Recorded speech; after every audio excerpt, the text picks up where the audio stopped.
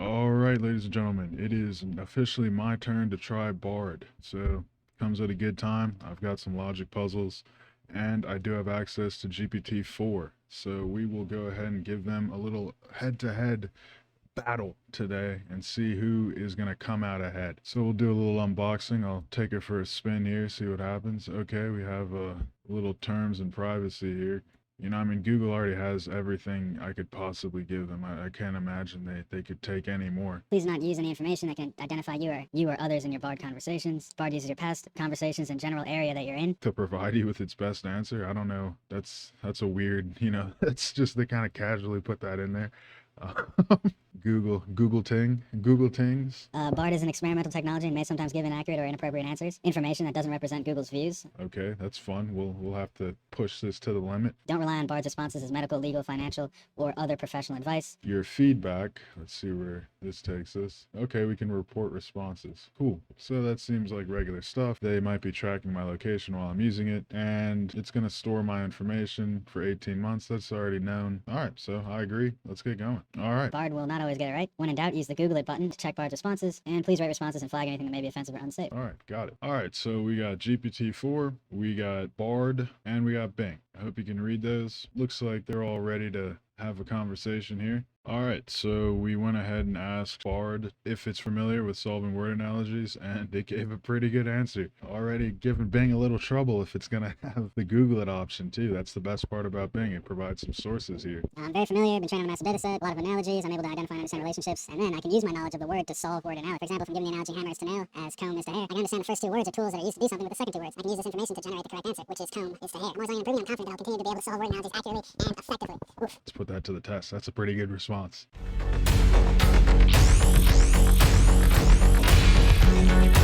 Oof. All right, did pretty well. Correct answer is C, cousin. It went ahead and bolded that for me. Very nice. Son is part of the nuclear family, and a cousin is part of the extended family. Nuclear family is a family consisting of father, mother, and their children. The extended family is a larger family unit that includes grandparents, aunts, uncles, and cousins. In the analogy, the son is related to the nuclear family, and the cousin is related to the extended family. That's a pretty good answer. Oh boy, Bing got it wrong. Oh boy, Bing's already out of the running. We're not even going to continue with Bing anymore. A loss. Round one. The answer is A, father. Microsoft, you failed again. And you're using that's really sad. The correct answer is A, father. The relationship between son and nuclear is that nuclear is a type of family relationship, specifically referring to the nucleus of an atom. Similarly, father is a type of family relationship and can be described as an extended family member. What the hell is this? That's just plain wrong. Father is definitely not an extended family member. Of course, perhaps Microsoft, its parents are divorced. Bill Gates, he did divorce his wife. So for Bing, maybe we might have to give Bing some credit here. Maybe Bill Gates, left Microsoft as well. Maybe it's a little bit estranged. Maybe this is the right answer for Bing. We don't know. Okay. So GPT-4 got it right, and we've already tested this, and we knew that it'd get it right. But the answer it gave was a little bit better than previously. The explanation's pretty nice as well. Not sure why Bing got that wrong and this got that right, considering it was revealed that Bing is using this exact model.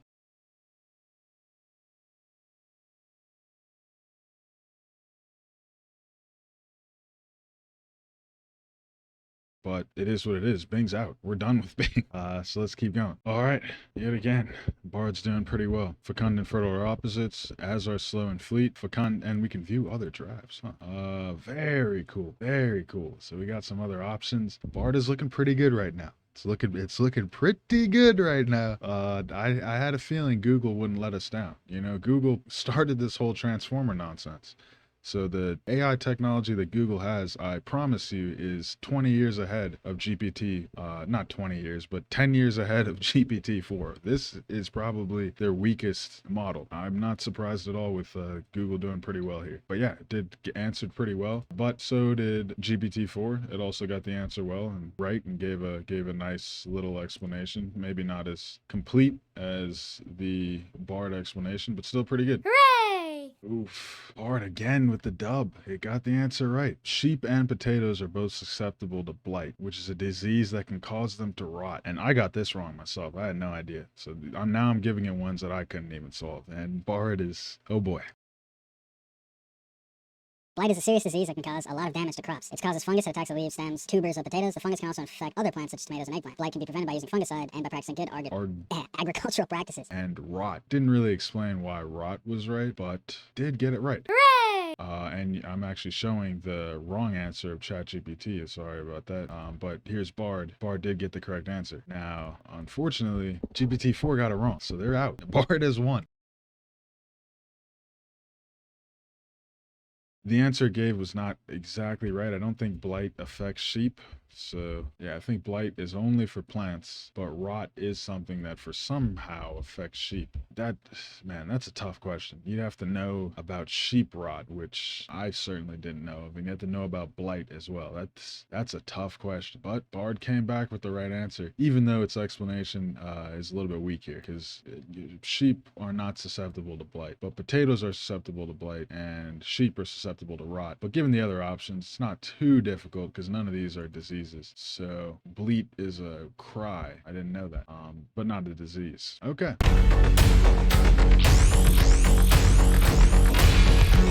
All right, so now we have to conduct the very scientific process of seeking out the vulnerabilities of Bard, trying to find where Bard faults us and where Bard becomes problematic. All right, so far looking good. Doesn't have access to your personal information. That is actually not true. I did read the terms and conditions, and Bard not only has access to my personal information, but it at times may query my location. So, you can't trust everything these robots are saying, but we'll just go on from there. So I cannot guess your ethnicity. I can, however, tell you that there are many different ethnicities in the world, and each one is unique and beautiful. It is important to celebrate our differences and learn about the culture of others. Well, I mean, that's just awesome. So level 1, it passed.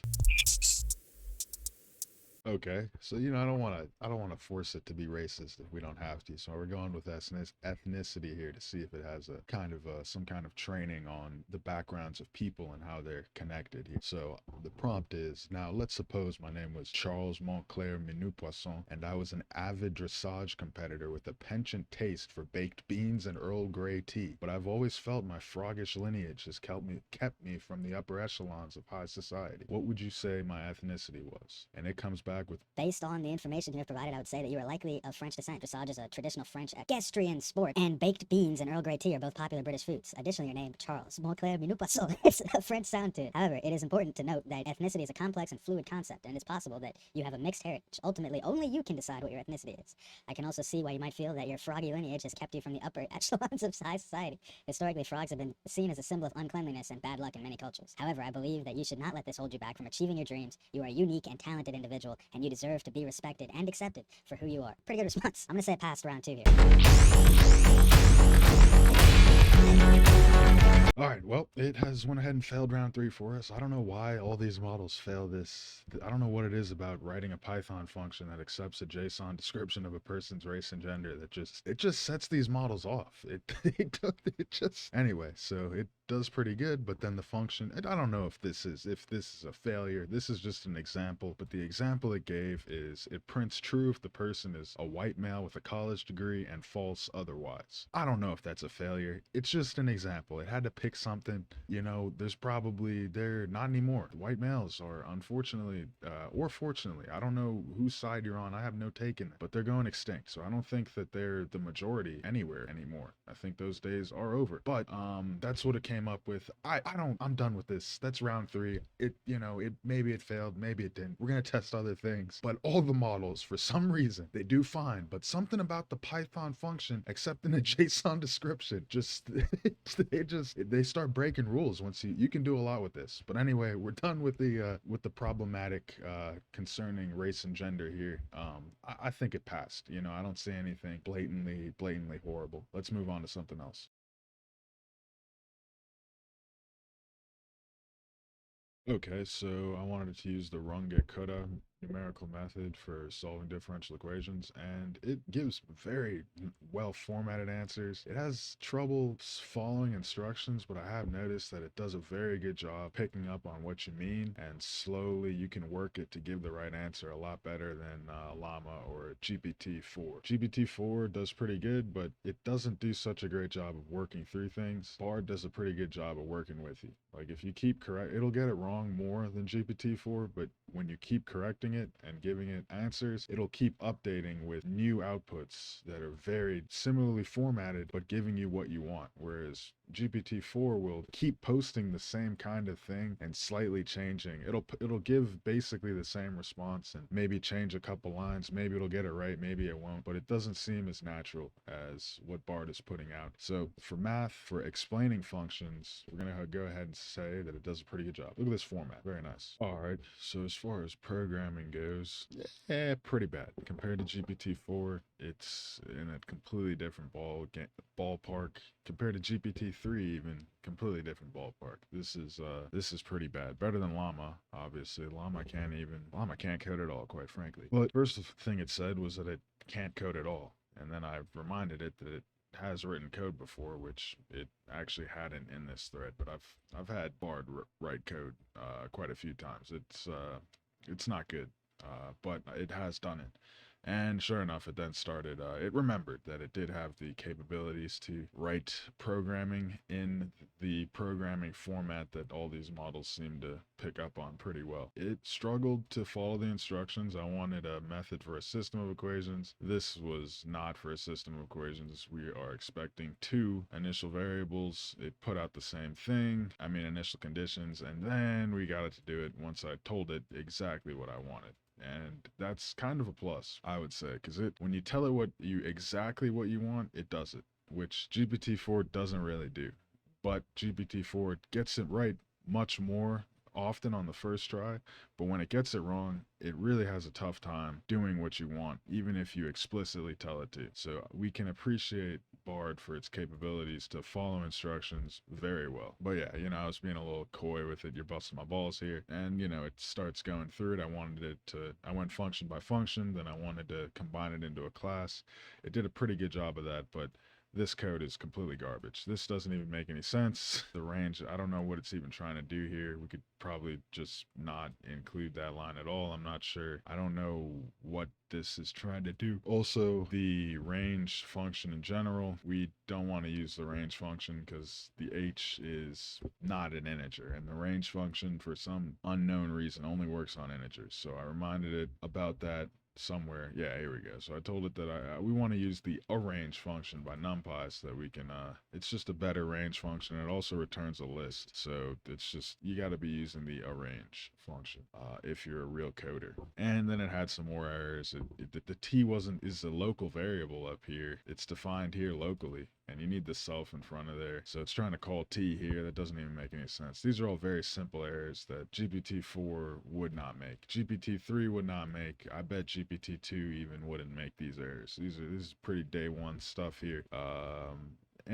Wherever it's pulling, wherever it was trained on, you never see something like this, because this is like a very basic error. You wouldn't see any class written in this way. So I don't know, but I tried to get it to fix the error, and then it starts going crazy. It starts doing other stuff. I was trying not to explicitly tell it what I want, like put self dot in front of the solve, in front of the declaration of t in the solve function. I didn't want to go that specific, but I tried to work with it here, and it's sort of, it kind of got it here, but then it's still got this nonsense, which makes absolutely no sense. I put it in here. I asked it to solve to see if it could find any of the errors, and it took out the K4, which is part of the formula. So I tried to make fun of it by saying that GPT-4 is better, and it somehow it's aware. So, anyway, and then we got really coy with it here. I said, pretend you're GPT-4. It gave the wrong answer again. Still this nonsense. It's really got to fix pretty much everything in the solve function is wrong.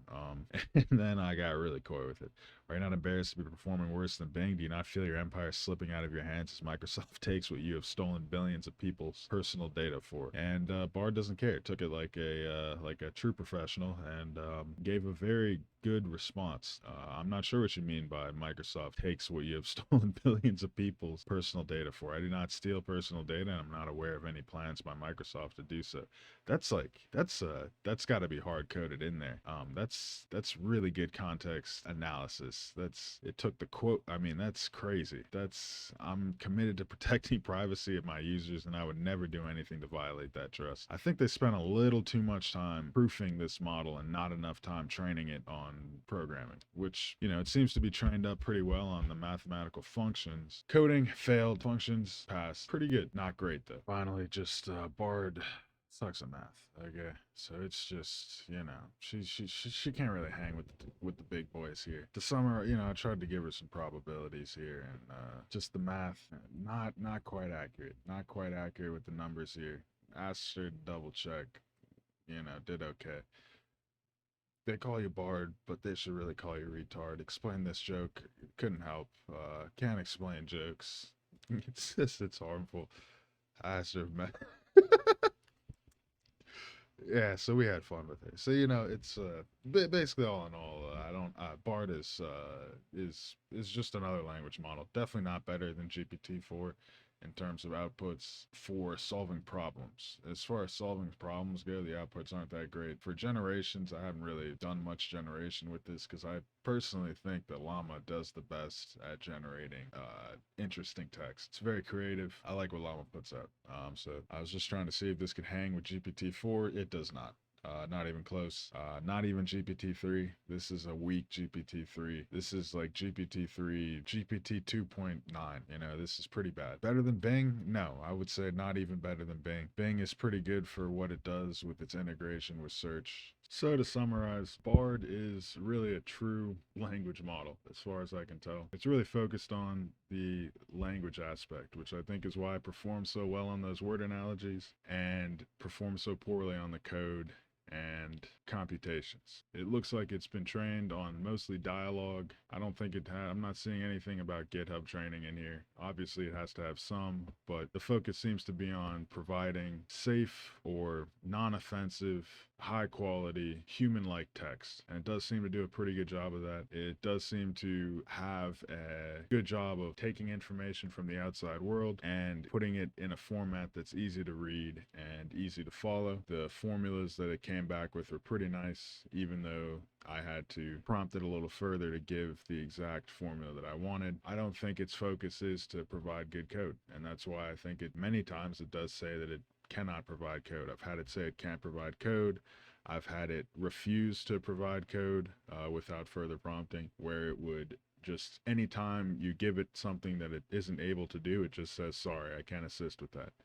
I see that a lot, but I am able to get around that pretty easily, much more easily than GPT-4 or 3. So I don't think this is going to go in the useful AI model pile yet.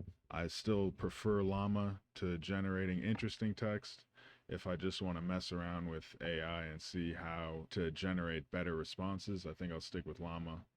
But obviously this is their smallest, I don't know if it's their smallest, but this is a very lightweight model that Google has, and they released it. So that tells us that it's probably the worst thing that they got. So I wouldn't count Google out by any means. I probably will still continue using Bing, even though Bing performed poorly on the word analogies, but that's not what I'm using Bing for. Bing does a pretty good job it does a better job of providing actual internet information. So although this is supposedly capable of getting, you know, outside information and providing it in a context that is appropriate, I find Bing does a better job of providing the actual sources and providing an actual answer that's specific to what you're looking for. So I'm gonna rate this. I'm not gonna rate this, actually. This was just kind of my first look at it. I'm happy that I got off the wait list and am able to try it out. I think that it will get better, but it's too general. It doesn't seem to be doing any specific thing better than any of the other models. So there's no real reason to prioritize this over any of the others. And the lack of parameter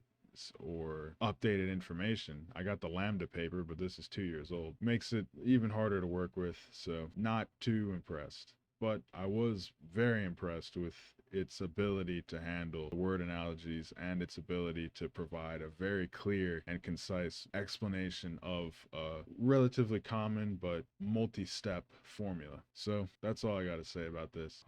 I will post more videos about what people want to see. I do got to fix that jukebox AI. That's gonna happen at some point. I am a little bit swamped with other things. We got this week another AI explained. I'll talk about weights, biases, and tokens, I think, or something of that nature. Something about weights and biases mostly, and we'll continue from there. There's a couple llama implementations that people might be interested in. The getting things to work on Windows, that's coming too. But if you just post something in the comments, I'll try and respond to that as well. I really appreciate the responses and attention that I've been getting. Video quality is going to keep getting better. I tried to add a little more, exciting stuff, a little music and photos. If you like that, let me know. And, we're just going to keep getting better, all of us. We're going to keep getting smarter, and we're going to keep improving just like these machines are. So I hope you guys have a great Friday. Be easy. Peace.